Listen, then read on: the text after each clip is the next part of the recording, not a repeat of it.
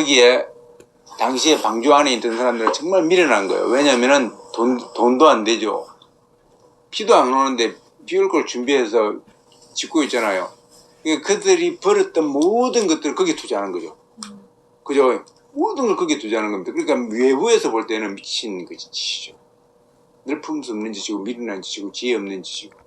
그런데 그들의 특징은 그 가운데서 남을 비난하거나 남에게 해코지를 하거나 그렇게 하지 아니하지 않습니까? 그리고 비정상적으로 생활하지도 아니하였고, 그죠?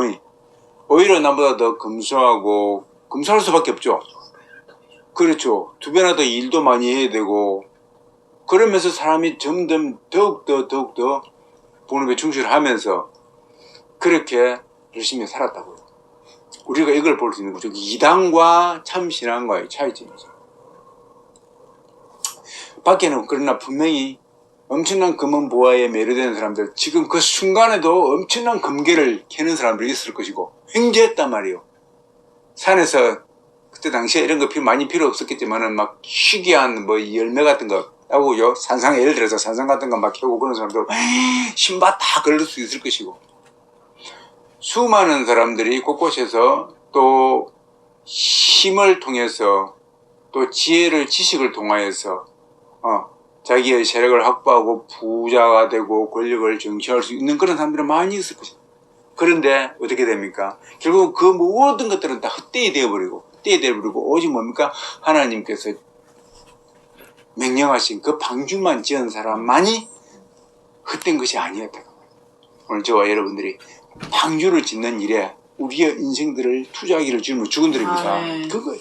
그러니까 어떠한 것이든지 간에 아무리 밖에서는 고귀한 일일지라도 그것은 흠한 것으로 끝나고, 방주 안에서는 아무리 하찮은 일일지라도, 또 하나 거기서 아주 예를 들어서 선봉장이 돼가지고 전체를 설계를 하고 막 그런 거 멋있겠지만은 그 아들들은요, 예를 들어서 또 며느리들은 잡스러운 일을 할 수 있거든요.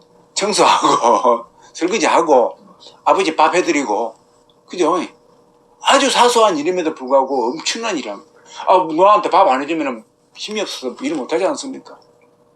청소 안 하면 그 진도가 안 나가요. 빨리빨리 정리를 해줘야 됩니다.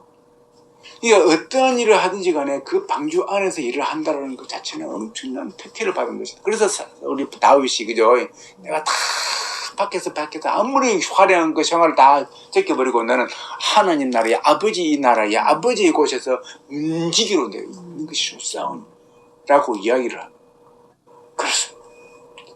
첫날 만나러 갔다가 밖에서 화려한 생활을 하는 것보다 아버지 단 하루라도 아버지 집에서 내가 움직이를 몰랐습니다. 자, 오늘 그런 측면에서 우리가 하나님의 방주를 짓는 최고의 지름길은 하나님 말씀을 보고 그 말씀에 순종하는 것이죠. 할렐루야. 오늘 마태복음 5장 말씀 31절로 32절 봤습니다만은 오늘 이 부분요, 누구든지 아내를 버리거든 이혼 증서를 써줄 것이라 하였으나 나는 너희에게, 예수님께서 말씀하십니다. 모세가 했던 말이죠. 그 이혼 증서 써주고 이혼해라. 근데 나는 너희에게 이르노니 누구든지 엄명한 연고 없이 아내를 버리면은 이는 저로 하여금 간음하게 하며 또 누구든지 버린 여자에게 장가들면 저도 간음함이라 이렇게 되어 있습니다. 이렇게 되어 있습니다.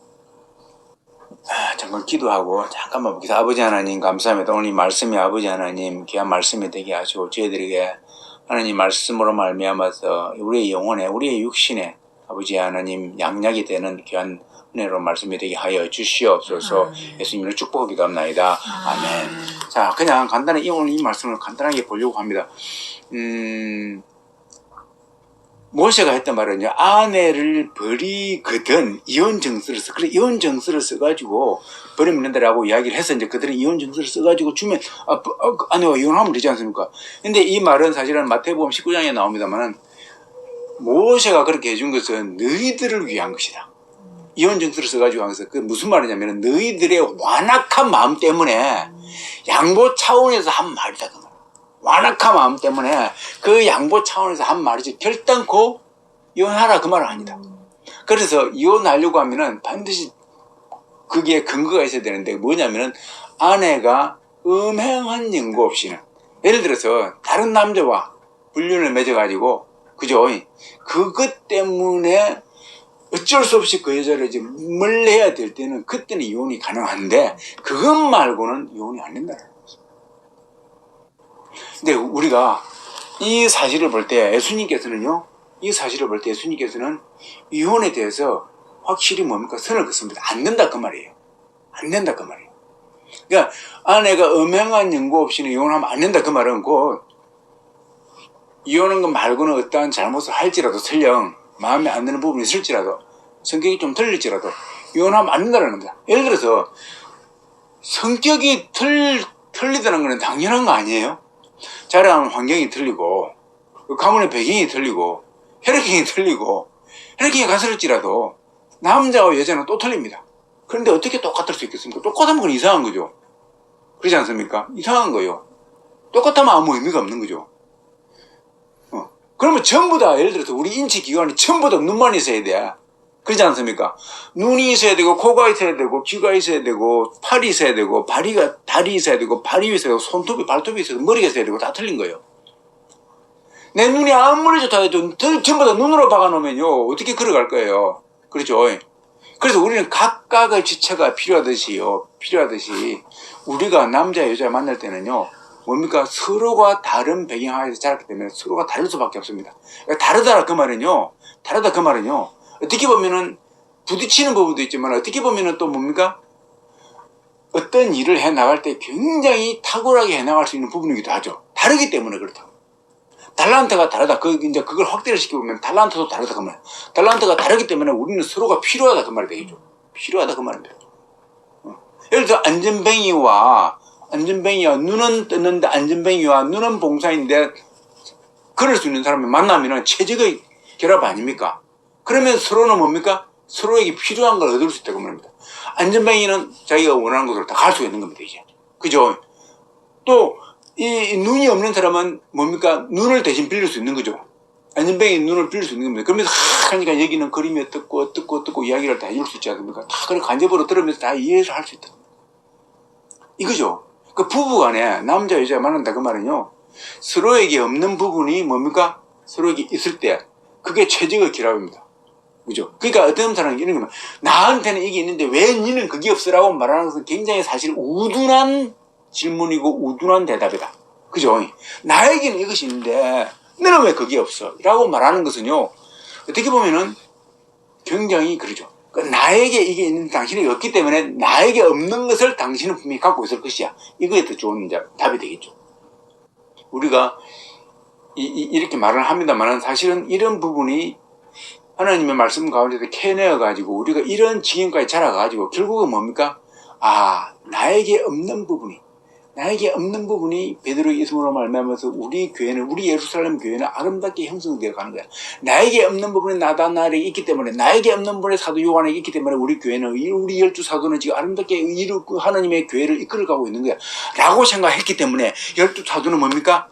그 다음에 사도행전 위에 보면 뭡니까? 분쟁이 없었습니다. 거의 안 일어납니다. 그러나 그전에는 그게 아니었습니다. 그죠? 전부 다 자기한테 포인트를 맞추다 보니까 분쟁이 일어나기 시작했죠. 그죠? 분쟁이 일어났습니다. 서로가 최고가 되고자 했던 것이죠. 서로가 머리가 되고자 했던 것입니다. 그게 분쟁이 일어나는 거예요.